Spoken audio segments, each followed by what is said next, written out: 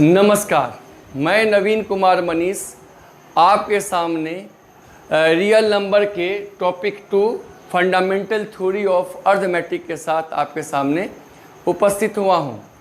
Fundamental theory of arithmetic पर चर्चा करने के पहले हम लोग प्राइम नंबर और कंपोजिट नंबर को जान लेते हैं। Prime number when a number can not be divided exactly which has exactly two factors, one and itself are called prime number. Prime number उस संख्या को कहा जाता है जो पूर्ण रूप से विभाजित नहीं होती है और उसके दो ही फैक्टर होते हैं, या तो वह 1 से डिवाइड होगा या स्वयं से डिवाइड होगा, उसी को प्राइम नंबर कहते हैं। Composite number when a number can be divided exactly which is factors other than 1 and itself are called composite number. यानी कि कंपोजिट नंबर उस संख्या को कहा जाता है जो पूर्ण रूप से विभाजित होता है तथा उसके फैक्टर 1 और इट सेल्फ के अलावा और सारे भी उसके फैक्टर हो सकते हैं, यानी वह 1 और स्वयं के साथ साथ और भी संख्याओं से वह विभाजित हो सकता है, उसको हम कंपोजिट नंबर कहते हैं। आइए एग्जाम्पल के माध्यम से इसको समझते हैं। जैसे 1 no prime no composite number होता है, 2 प्राइम नंबर है जो 1 और स्वयं से विभाजित है, 3 प्राइम नंबर है जो 1 और स्वयं से विभाजित है, 4 फर्स्ट कंपोजिट नंबर है ये 1 और स्वयं के अलावा देखिए इसका एक और फैक्टर 2 है, 5 प्राइम नंबर है जो 1 और 5 से विभाजित होता है, 6 कंपोजिट नंबर है जो 1 और 6 के अलावा देखिए 2 और 3 इसके फैक्टर हैं, 7 देखिए ये भी प्राइम नंबर है जो जिसके 1 और स्वयं से विभाजित है, 8 या कंपोजिट नंबर है 1 और 8 के अलावा 2 और 4 से विभाजित है, 9 कंपोजिट नंबर है जो 1 और 9 के अलावा 3 से विभाजित है, 10 कंपोजिट नंबर है जो 1 और 10 के अलावा 5 से विभाजित है। यानी कि प्रत्येक नेचुरल संख्या जो होता है वह या तो प्राइम नंबर होगा या कंपोजिट नंबर होगा, है ना। तो आइए इसी संख्याओं के आधार पर हम लोग फंडामेंटल थ्योरी ऑफ अर्थमेटिक को समझते हैं। फंडामेंटल थ्योरी ऑफ अर्थमेटिक कहता क्या है? Every composite number can be factorise as a product of prime in unique. यानी कि अगर प्रत्येक कंपोजिट नंबर को फैक्टराइज करते हैं तो वह प्रोडक्ट ऑफ प्राइम में फैक्टराइज होता है, साथ में वह यूनिक भी होता है। देखिए यहाँ एग्जाम्पल से हम समझाते हैं आपको।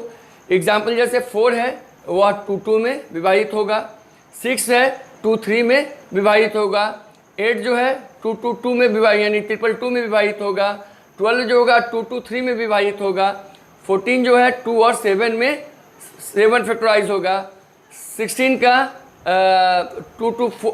4 टाइम्स 2 में ये फैक्टराइज होगा, 18 जो होगा 2 3 में फैक्टराइज होगा, 20 जो है 2 5 में फैक्टराइज। इसी तरह सारी संख्याओं को अगर फैक्टराइज करेंगे हम तो वह प्रोडक्ट ऑफ प्राइम में फैक्टराइज होगा, है ना। आइए इसको एक एग्जाम्पल के माध्यम से समझने का प्रयास करते हैं। हम लोग चेक करते हैं, एक संख्या को हम लोग चेक करते हैं कि यह कंपोजिट नंबर है या नहीं है।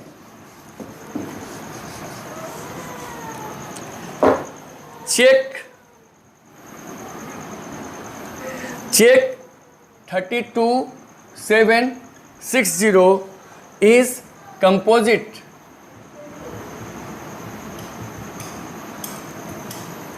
चेक करते हैं, देखिए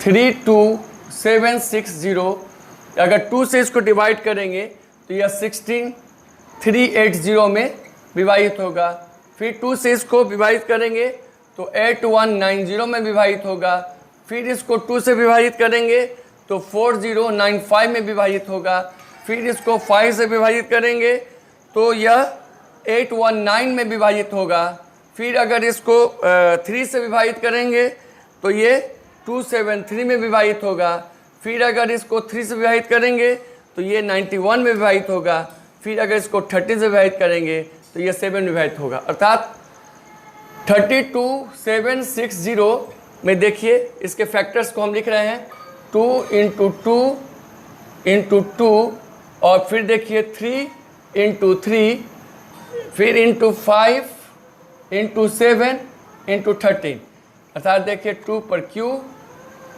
3 का स्क्वायर, 5, 7 और 13। ये देखिए सभी प्रोडक्ट ऑफ प्राइम के रूप में है। इनफैक्ट इसीलिए यह क्या होगा, कंपोजिट नंबर होगा, अर्थात ये फंडामेंटल थ्योरी ऑफ अरिथमेटिक को यह फॉलो कर रहा है। यानी कि इनफैक्ट दिस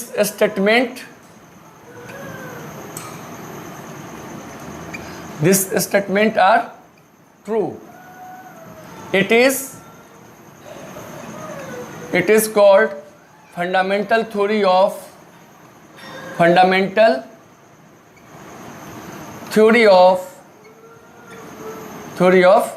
arithmetic।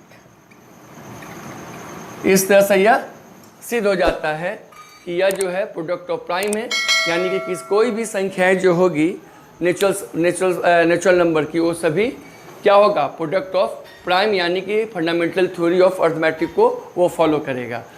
आइए आगे हम आपको ये बताने जा रहे हैं कि फंडामेंटल थ्योरी ऑफ अरिथमेटिक कैसे, इसके मदद से हम लोग एचसीएफ और एलसीएम को भी निकाल सकते हैं।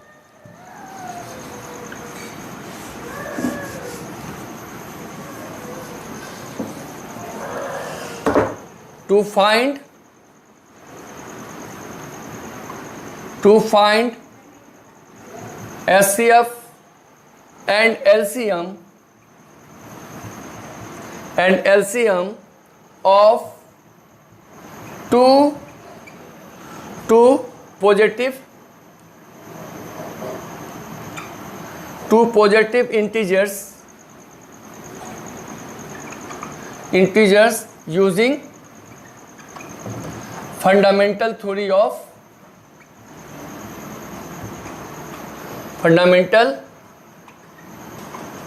of arithmetic,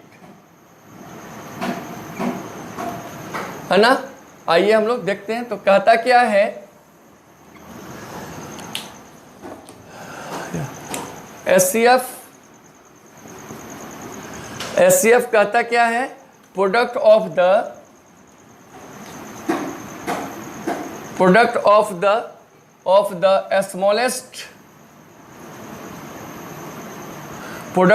smallest power each common prime factor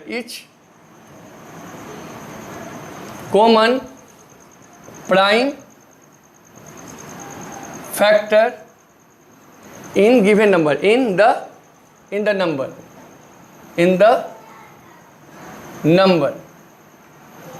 HCF कहता क्या है, जो संख्याएं दिया गया है उसमें जो स्मॉलेस्ट पावर का जो नंबर होगा, स्मॉलेस्ट पावर, और जो इच कॉमन प्राइम फैक्टर, यानी कि जो दिए गए नंबर में जो स्मॉलेस्ट पावर का जो कॉमन प्राइम फैक्टर होगा, वही हमारा एचसीएफ होगा। LCM,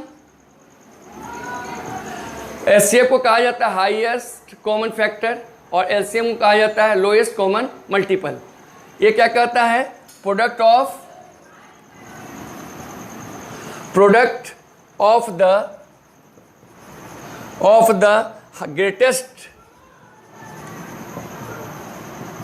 greatest power of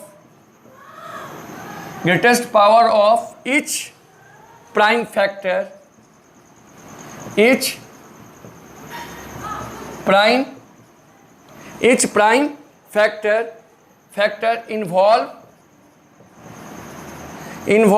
in the number,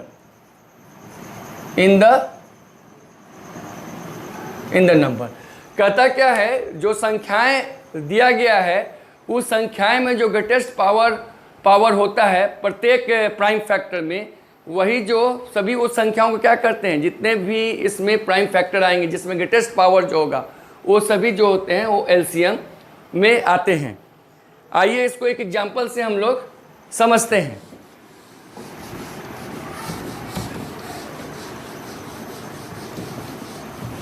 जैसे हम एक संख्या लेते हैं 36 और 50 को, तो प्राइम फैक्टराइजेशन ऑफ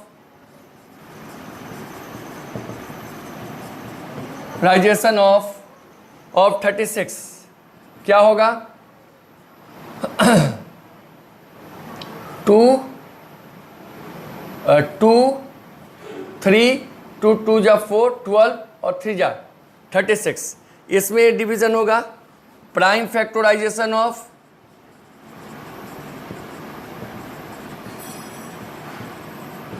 50 जो होगा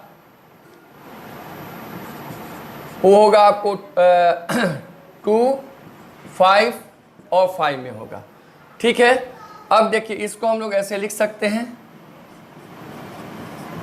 और इसको हम लोग लिख सकते हैं 2 × 5 का स्क्वायर।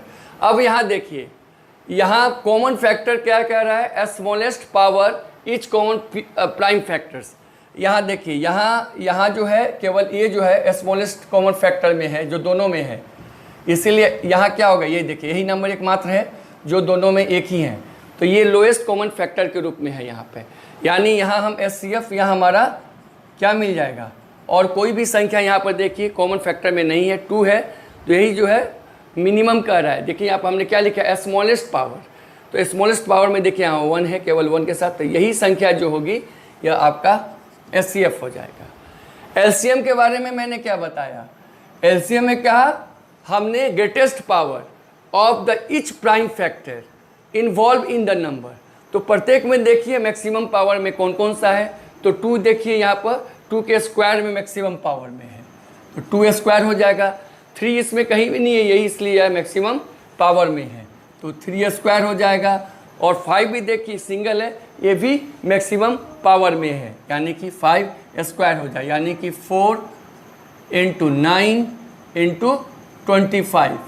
25 4 जा 100 और 9 से करेंगे तो 900, यानी कि ये टोटल होगा 900। इस तरह से हम इससे LCM और HCF भी हम लोग यहाँ निकाल सकते हैं। अब एग्जामिनेशन पॉइंट ऑफ व्यू से फंडामेंटल थ्योरम ऑफ अर्थमेटिक में 2 तरह की समस्याओं को देखने को मिलता है। पहला है, प्रॉब्लम फर्स्ट है, explain 6 × 11 × 13 + 13 and 7 × 6 × 5 × 4 × 3 × 2 × 1 + 5 are composite numbers. यह क्वेश्चंस बार बार एग्जाम में देखने को मिलता है, क्वेश्चंस बार बार आता है, इसको आप जरूर कर लेंगे। दूसरी प्रॉब्लम जो आता है इसमें, check whether 6n can end with the digit 0 for any natural numbers. यहाँ कभी कभी 4n भी दिए जाते हैं एग्ज़ाम में, तो इस 2 प्रॉब्लम्स को आप ज़रूर सॉल्व कर लेंगे। इस तरह से आपका फंडामेंटल थ्योरी ऑफ अर्थमेटिक समाप्त होता है।